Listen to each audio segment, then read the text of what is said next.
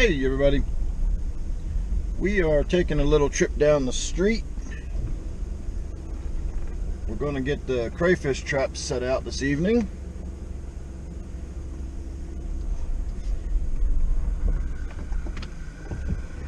And I don't think I'm going to take the dip net down to the water, but you never know, we might once we get down there. But I'm putting the crayfish trap out today for multiple purposes. I want to catch some crayfish for the native tank, but I also want to catch some of those little sculpins for my new tank. So sit tight, give me a minute to get down around the bend here, and we will have a look at the stream, and then after that we'll go back and we'll have a look at the two tanks we're talking about. All right. Well, the water's still a little high, and it's still a little cloudy. I kind of expected that. That's why I wasn't really planning on getting in the water when I came down here. I figured we'd just throw this out, and I think by tomorrow we're supposed to have more rain.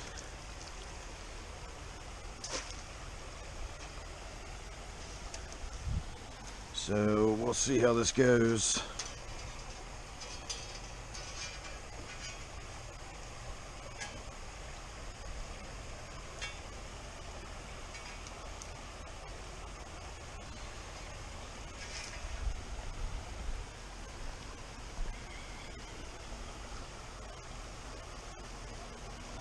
I don't really see any activity. I don't see any fish darting around. I don't see any crayfish out on the sand.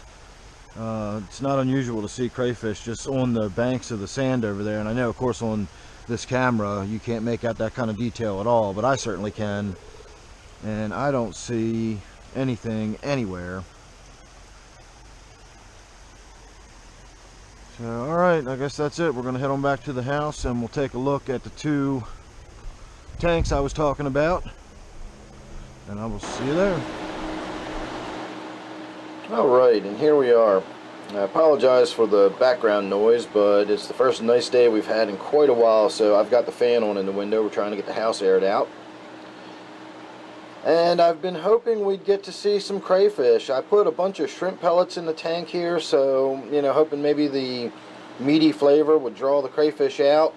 And I've been waiting and looking and waiting and waiting, and I'm not seeing hide nor hair of any crayfish.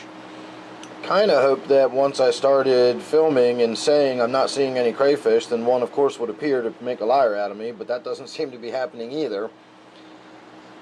So we definitely need to bolster up the amount of crayfish we've got in this tank.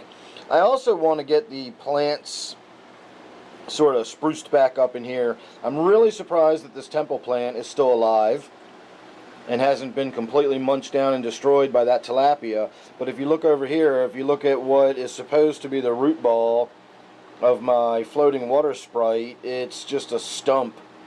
So that is probably not just the tilapia doing that, but probably a lot of the other fish as well. So it's entirely likely that all of the crayfish are gone. They might have been eaten by who knows what. Maybe when they were soft shell they got devoured, and who knows, maybe they just got picked apart by some of the other larger fish.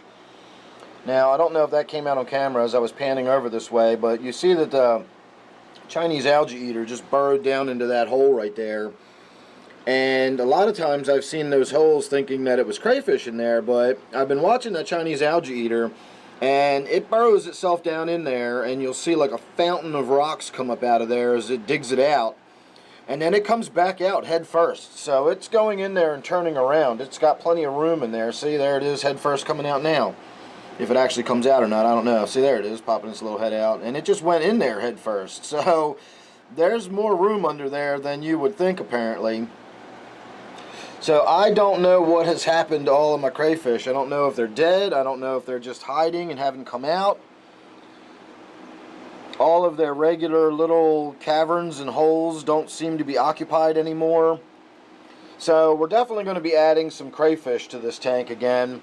It's getting a little sort of awkward to video it because of the way I've got all of these big leafy hostas and everything right there. It's kind of on top of the tank. I'm sure over time that'll change. Once it starts getting on my nerves, I'll do something about it and move it.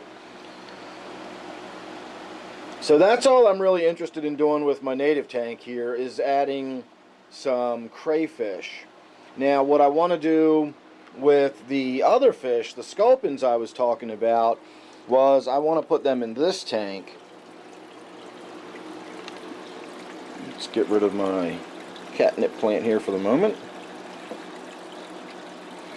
So if we look in this tank, we can see that it's got every bit as much of the stream bed sort of bottom as my other tank. It's got plenty of circulation, lots of water flow. So if those were ever any of the issues I was having with those sculpins, this tank should cover it. I've got lots and lots of water flow, plenty of oxygenation and gas exchange and all that. So I suspect the issues I was having with my other fish was predation. I think the other fish were devouring it. So if I put some of those little sculpins in this tank, I think they'll be okay. I don't think they'll get eaten up. The other point I want to make before my battery dies here, I just noticed that my battery is very low.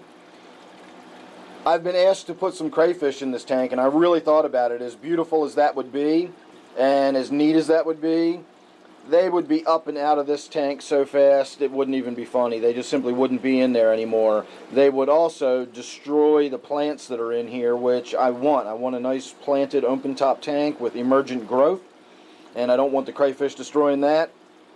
And lastly, of course, I want to see if I can get those little sculpins to live. And this is probably my best opportunity to do that.